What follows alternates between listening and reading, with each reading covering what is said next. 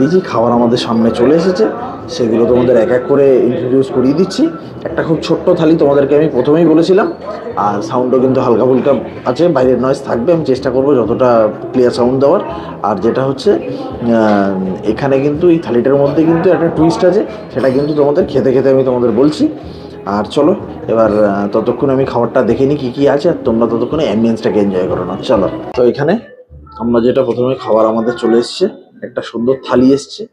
থালি কিন্তু এখানে থালির মধ্যে তোমাদের প্রথমেই বললাম একটা টুইস্ট আছে। সেই টুইস্টটা আমি অবশ্যই বলবো, মানে দেখাবো, সেটা বললেই শুধু হবে না, সেটা দেখাতে হবে, আমি প্রমাণ দিয়ে দেবো সেটা।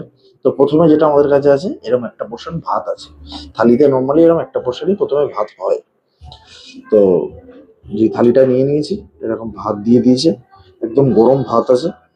আর হচ্ছে এখানে এরকম ঝুড়ি আলু ভাজা আছে, এখানে দিয়েছে লেবু আর লঙ্কা সালাড, আর এখানে একটা পাঁপড় ভাজা আছে যেটা হচ্ছে চাটনি দিয়ে খাওয়ার জন্য। আর এখানে তোমাদের ডাল দিয়ে দিয়েছে, এই যে এরকম ডালটা। তো ডালটা আমি প্রথমে স্পুন দিয়ে একটু নেড়ে তারপর নিয়ে নেবো। স্পুন, এখানে কিন্তু স্পুনটা এনারা খুব সুন্দর র্যাপ করে দিয়েছে। তো আমি ডালটা প্রথমে এখানে নিয়ে নেবো। ডালের মধ্যে এখানে কড়াইশুঁটি দেওয়া আছে, এক পিসই পেলাম, এটা মনে হয় ভাজা মুগ ডাল। তো এরকম একটুখানি মুগ ডালটা দিয়ে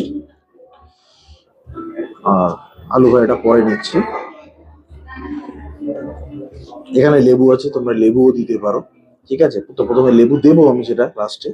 তো এখানে ডালটা দিয়ে শুধু প্রথমে একটু নিয়ে নিই।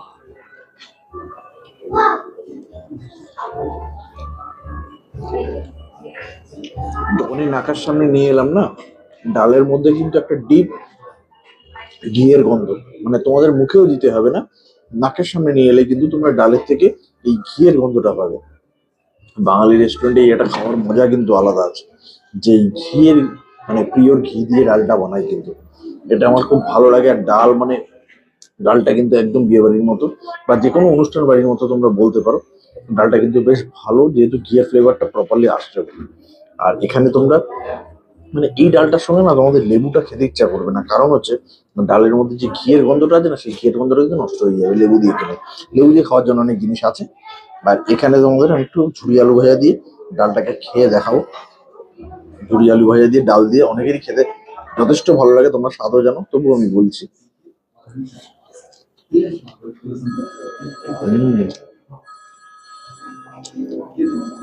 আলু ভাজাটা একদম ক্রিস্পি, যার ফলে বেশ সুন্দর লাগছে খেতে।